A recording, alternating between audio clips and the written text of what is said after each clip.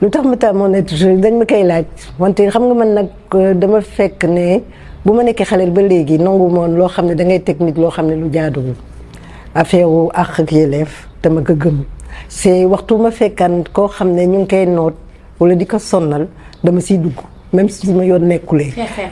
xeexeexu jàmbur mooy loolu. léegi nag bu ma demee ba mag man xaw ma woon sax ne danaa dugg mais dafa fekk ne Kéba Mbaye suñu benn xarit la woon suma xaritu parent lañu woon daf ma defoon comme doomam daal moom lañ ma séddale woon.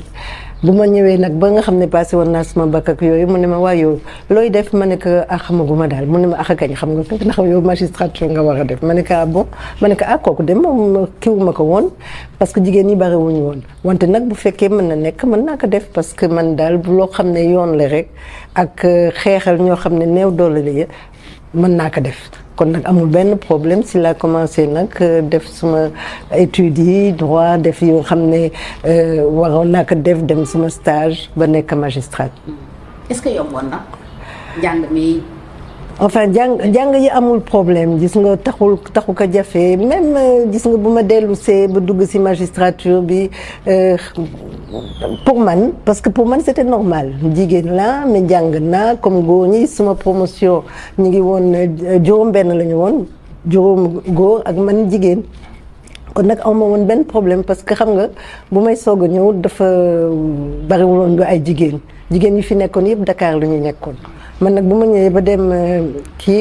direction des services judiciaires kii bi daf ma ne waaw yow daal dañ la affecté Ndar mais comme jigéen nga da ngay bind ne daal yow da nga bëgg a toog Dakar nga toog ma ne ko déedéet ma ne ko góor ñu nekkoon nag man est-ce que bind nañu pour dem feneen mu ne ma déedéet ma ne ko kon nag man itam comme yónnee nañu ñoo defandoo étude ñoo defandoo stage bi kon yónnee comme ñëw nañu ñoom di dem fu ñu leen yónnee man foo ma yóbbu rek dinaa fa dem kon bés bu suma décision affectation génne ma dem Ndar c'est kooku itam yombul na ma parce que suma maam ku jur suma papa Ndar la nekkoon bon gaañu woon na wante nag itam kii woon na foofu suma bàjjen yeeg ñoom ñëpp ñu nga fa woon kon nag aw ma woon problème mu affectation si wax dëgg yàlla xëy na man itam suma réaction la woon pour man du woon dara loo xam ne dafa loo xam ne lu mën a jommal nit la wala leneen non dama dem def suma liggéey nu ma ko waree defee parce que j'avais confiance en moi xamoon naa ni que li may def dama ko bëgg mën naa ko def kon nag aw ma woon problème c'est nag wante nag problème bi moo doon dama nekkoon ni koo xam ne extraterrestre laa daal. comment waaw aussi bu ma commencé parce que nit yi bu ñu ñëwee xam nga c'est la première fois ñu gis benn femme magistrate dans les régions dañ ma doon seetaan di laajte suma greffier parce que man dama commencé par juge d'instruction nekk naa fa juróomi at bala may nekk nommé procureur de la République mais sinon je peux dire que même ak suma collègue yooyu c'était pas difficile. góor yi musuñu la bundu xataal. góor yi musuñu la bundu xataal parce que benn jigéen ci ay góor mun na bañ a yomb. seen xel sax nekkuñu si woon parce que xam nga am na yenn yoo xam ne boo wonee sa fulla ak sa fayda kenn du la yeb. uude num la gisee la lay ëwalee jigéen mooy ma ne uude num la gisee la lay ëwalee. waaw noonu la donc aw ma woon benn problème ay relations tellement qui étaient très très normales parce que. dinaa reconnaître sax ne bu ma nekkee procureur de la République sama ancien procureur bu ma nekkee juge d'instruction moo tax parce que bu mu doon tukki daf ma doon ne yaay assurer intérim parce que comme bariwuñu woon magistrat mu ne ma da ngay jël juridiction en attendant ma dem ba ñëw buñ ko defee nag moom buñ ko affecté Dakar ñu am problème pour seet ku ñuy def kii Ndar mu ne leen mais jox leen ko jox mu ne leen jox dañ ko mu nekk waaw bu leen ko joxee dana ko def parce que xam nga nag loolu wane na nekk relation yi y avait pas de problème c'est nag itam sincèrement je ne pense pas que dañu amoon naan jigéen ñi mënuñu ko def wala ñu koy non ñun nag ñoo amoon suñu fayda bopp ñoom Mame Madior Boye ñoom Maïmouna Kane Andrésia Vaz ñoom ñëpp nga xam ne ñoom jiitu woon René Barrou ak y avait Nicole Dia itam les premières femmes magistrates y avait Suzanne Verti Diop ñoom ñëpp Marie-Josée Crespin qui a été la première femme magistrate ñoom Mame Madior Boye wax naa ko ñoom ñëpp dañu amoon seen fulla ak seen fayda woon ne lii ñu def dañ ko mën dañ ko war a def kon nag amul benn différence entre góor ak jigéen. waaw maa ngi d'abord nuyu soxna Dior Fall di ko vraiment ñaanal gudd fan bu ànd ak wér soxna su yàgg am taxawaay la nag d'abord nekkoon defe naa ne ci première procureur def naa ci li ma jàpp bu jigéen ñun ñi moo ñu xaw a féete mag tuuti waaye royukaay lañ ko defoon ci taxawaayam ci njàmbaaram voilà surtout nag ci lépp loo xam ne lii moo doon métital jigéen da cee amoon taxawaay continuer ci am taxawaay sax bu am solo di rafetlu vraiment leadership am voilà inspiré na soxna yu bare te man mii ci laa bokk vraiment ni ma ko waxee yal na ko yàlla bàyyi ci kanamu njabootam lu yàgg te mu ànd ak wér te continuer mën a continuer nag li nga xam ne moom lay def mooy taxawal askanu Sénégal taxawal jigéenu Sénégal surtout. alors kooku mooy madame Aminata Touré ancienne première ministre mu wax ci yow kaddu yi mu wax lan la lay def boo déggee Aminata Touré seede lool si yow. parce que Mimi Touré laa koy wax parce que Mimi xam nga dafa am ay relation dañu am ay relation particulière c'est moom suma xaritu yaay la woon comme uli bu mag xaritam la elles étaient pratiquement elle la voyait souvent et man itam daf ma jàpp comme magam et man j'ai beaucoup aussi d'admiration pour elle parce que jigéen bu am fit la jigéen bu am jom la bu am ful la et aussi bien au niveau national international parce que plusieurs fois dama koy suivre et récemment d'ailleurs mais chaque fois damay bëgg parce que c'est une fierté là pour Afrique je dis même pas pour Sénégal rek mais pour Afrique parce que lu ñuy wax jigéen ji mën góor c'est à peu près ça c'est xam naa ni fulaam ak faydam itam mais naka ne am na yoo xam ne bon bu fekkee ne am na dana si taxaw bu mu mat sëkk et je pense que c'est ça leadership am itam mu ngi fii elle a fait disons elle a une carrière benn cursus boo xam ne bu am solo la et defe naa ne royukaay la moom itam royukaay la et c'est ça qui est important parce que xam nga am na ay jigéen yu bari yoo xam ne moom xam nañ ko mais am na ñu bari ñoo xam ne itam ñu ngi xeex ñu ngi def loo xam ne war nañ ko def pour jigéen ñu gën leen fonk ñu gën leen faydaal c'est moom itam si la bokk man franchement c'est ma petite sœur que j'estime beaucoup. Très bien alors en parlant de cursus dañuy ñëwaat ci sa bos sa carrière de magistrate boo ñu ko doon résumer tey yoon yi nga jaar ba yegsi fi nga yegsi lan nga ñuy wax. Ma carrière de magistrate bon d'abord c'est au niveau disons régional fii sama dëkk si laa commencé wax la ne j'ai été juge d'instruction à Saint-Louis def naa ko pendant 5 ans après bu ma paree juge d'instruction ma dem nekk nommé ma procureur de la République def naa ko pendant 8 ans bu ma defee loolu nag mën naa nekk si sama carrière fii niveau national foofu la kii ensuite nag je suis allée au tribunal pénal international bu ma demee tribunal pénal international d'abord j'ai été conseillère du procureur pendant 1 an c'était à Kigali parce que il y avait une structure parce que xam nga siège bi mu ngi nekk Arusha ma nekk fa pendant 1 an après kooku ma doon liggéeyal mu ne ma mais yow man de dañ may nommer Arusha mais est-ce que bëgguloo ñëw ak man parce que xam nga conseiller ak lu ma doon def procureur c'est différent par contre moi j'aime les audiences j'aime aller avec les avocats les trucs et tout ça c'est ma passion quoi bu ma kii mu ne ma damay dem si damay am benn équipe de procès ma ne ko kon man damay y a pas de souci bu fekkee ne bëgg nga ma ñëw ak yow danaa ñëw mu ne ma d'accord effectivement bu mu demee rek mu woo ma dem Arusha bon pendant un moment j'ai travaillé avec lui on a eu pas mal d'affaires et après bon il y avait un poste d'avocat général principal mu nga xam ne daf doon présenter c'est-à-dire nga am yow personnellement sa équipe pour procès et tout bon on était des candidats ma dem def ko am ko itam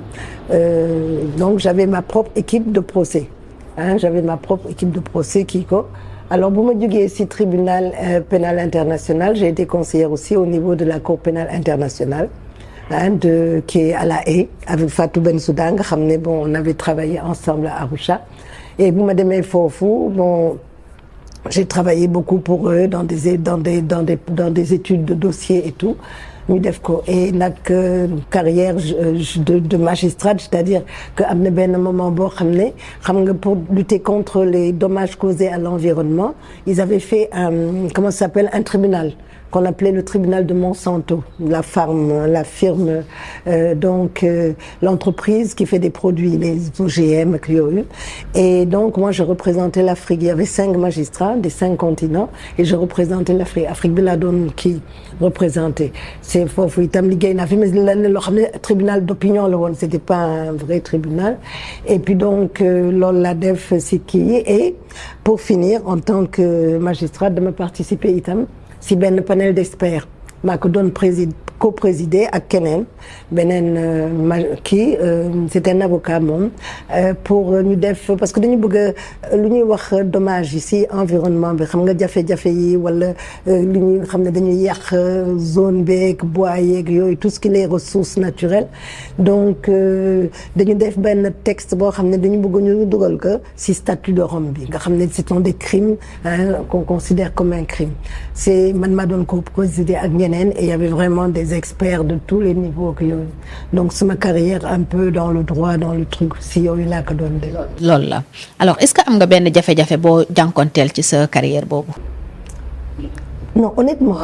jafe-jafe awma ko parce que gis nga bon c'est un travail que dama ko doon def bon de la part de mes collègues ni ma ko la waxee. am si problème de la part autant de la population du woon rejet c'était plutôt au plan international musul am problème. Au plan international quand même c'était différent parce que xam nga procédure yi c'est très compliqué et tout et j'avoue que il y avait un dossier boo xam ne au début dafa c'était très mal enclenché man sax ne woon naa quand j'étais à l'époque avec kooku ma fekki woon il faut qu'on reprenne le kii ak yooyu et le seul problème que j'ai eu c'est que ça a été mon premier échec dans un dossier. Alors là, ça m'avait fait très très mal parce que j'avais toujours gagné mes procès et cette fois-ci, j'avais pas eu gain de cause. Et loolu rek moom kii c'est ce qui m'a fait mal dans ma carrière. Mais après nag je me suis rattrapée parce que j'ai eu un appel, un truc où on avait condamné la personne à 15 ans. C'était xam nga les génocides des Tutsis et parce que c'était un prêtre. Mais après, quand on a fait appel et que j'ai pris l'affaire avec mon équipe. On a réussi à le condamner à perpétuité. Et c'est pas de la méchanceté, c'est tout, mais voilà quelqu'un qui avait reçu dans son église plus de 2000 personnes et qui a appelé un caterpillar pour que on détruise l'église avec les personnes à l'intérieur. Donc pour moi, c'était pas juste la première décision parce qu'il avait voilà 15 ans et vraiment. Voilà. Alors ñu xool ay photos yoo xam ne dafa retracer justement sa carrière mu nekk ci sa livre bi nga tuddee mon livre blanc mon âme et conscience voilà donc ñu xool photo yi nga commenter ñu ko bu ko defee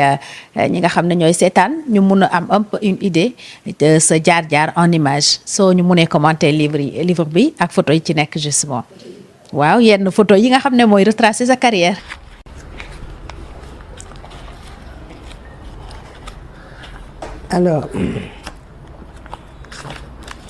Alors première photo bi bien sûr ce sont mes parents suma waajur la c'est defe naa ne mënuma ko woon bañ a def parce que lu ma nekk ñoom ñoo tax ñoom yar ñoom enseigner ay valeurs yoo xam ne ba fii ma toog moom lay topp te ne se nee nañu lu lay jikk da nga koy continuer doo ko bàyyi donc yal na leen yàlla yërëm xaral leen àjjana mais li ma nekk yëpp je leur dois beaucoup et je les remercie vraiment mu kenn xam nga nag mënuñu leen fay ak ñu mu mënti nekk mënuñu leen fay kii photo yi ak sama sœur lañu parce que au début ñeenti jigéen lañu woon sama papa il désespéré xëy na itam loolu moo ñu may chance pour que moom comme amul woon góor sa defoon nañ du am góor lu doon góor mënoon def yëpp daf ñu doon ne mën ngeen ko def leen ko donc je crois que ça aussi c'est important ça c'est mes 2 frères Ibou ak Pape Meïssa Pape Meïssa mooy taw malheureusement il est décédé. Bon, ça, c'est moi quand j'étais plus jeune, donc... et ça, c'est la tombe de ma sœur qui est décédée. C'était la dernière. C'était même pas ma sœur, c'est ma doom la woon. Parce que comme sama yaay itam dafa doon liggéey lu bare, et c'est une ancienne Logophienne de Germaine Logos, donc elle voyageait beaucoup, man maa ko yar pratiquement. Et il est décédé à Brazzaville dans un accident. Ibou, c'est notre doyen journaliste. Ibou, c'est notre doyen journaliste. Ah oui, mon petit frère. Mais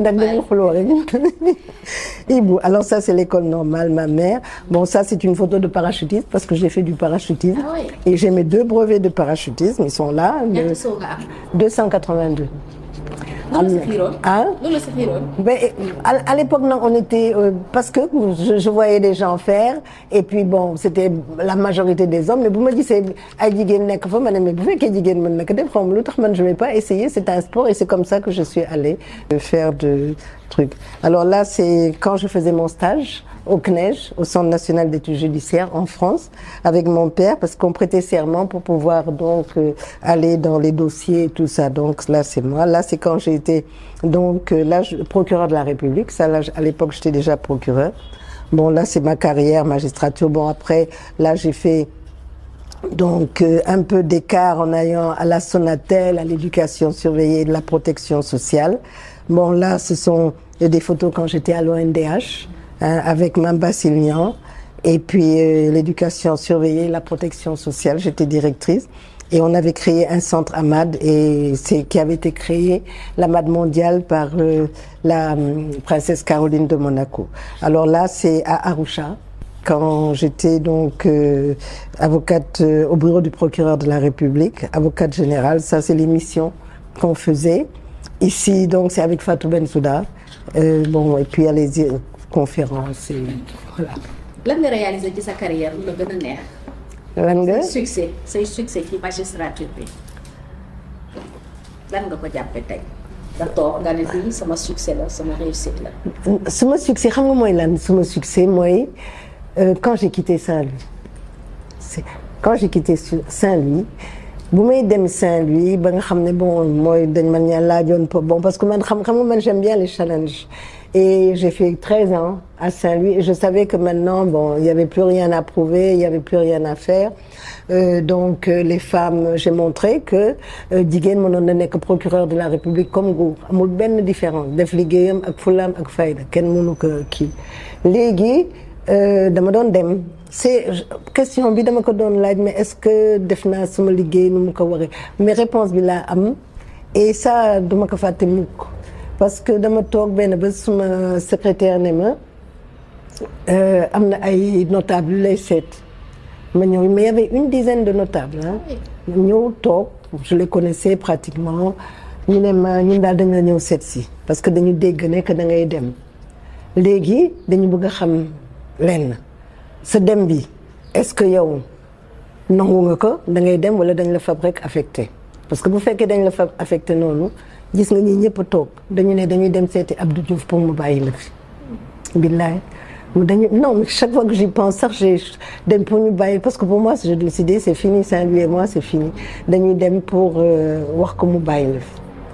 ma ne leen chez foofu nag je voulais même plus c'était terrible ma ne leen non effectivement man dañ ma ko laaj pour ma kii et c'est nangu naa ko et puis c'est une promotion aussi par rapport à ce que c'est parce que c'est une direction nationale kon nag d'accord naa c'est que yooyu ñu kii alors ñu ne ma kon nag c'est nangu naa ko ba pare ma ne leen nangu naa ko ba pare ñu ne ma kon nag amul problème ñu ñaanal ma kiyal ma si bu ñuy dem ñu ne la mais bu fekkee ne nag foofu neexul da ngay wax dañu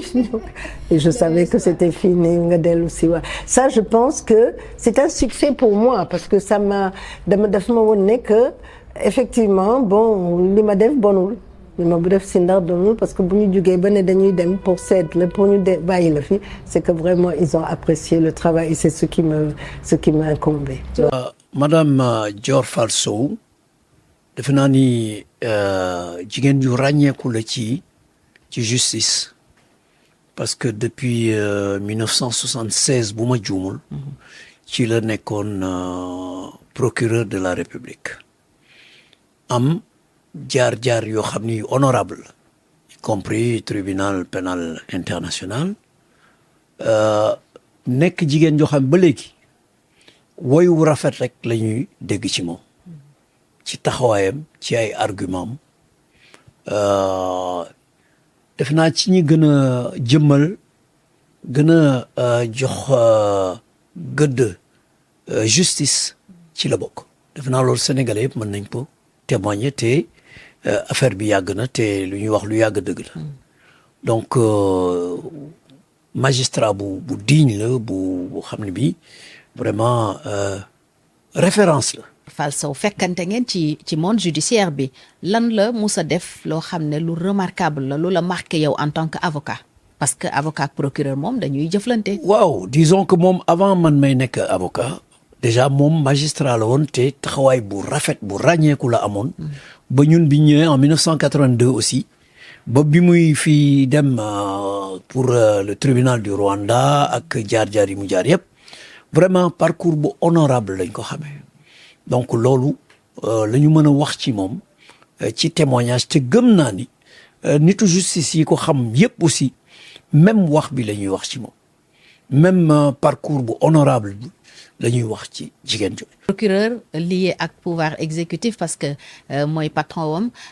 madame Dior Fall Sow musul def dara ci justice loo xam ne dañuy yëg ne procureur mi ministère de la justice mooy patron wam président de la république mooy patron wam elle a toujours été indépendante. waaw ñoom seen jikko xam nga aussi booy ñëw ci magistrature ak ci barreau yëpp niñ la yare moom ngay indiwaale moom dafa mës a nekk nit koo xam ne kii ko indépendante la koo xam ne kii ay taxawaayam day méngoo ak ay gëm-gëmam maanaam conviction la doon doxe donc ñun masuñu sentir fenn foo xam ne fii sentir nañu que ni procureur bu jot ay ordre mooy wax saa yu waxee rek dañuy xam ne kii li mu wax daf ko gëm te daf koy assumer. te daf ko teg ci droit. waaw te daf koy teg ci droit. mës nga yor dossier boo xam ne moom moo ci nekkoon. non masuma am dossier boo xam moom ci la nekkoon mais daal taxawaayam ñun ñëpp xamoon nañ ko ñun avocat yi et ba bi muy retraité aussi loolu lañ ko xamee.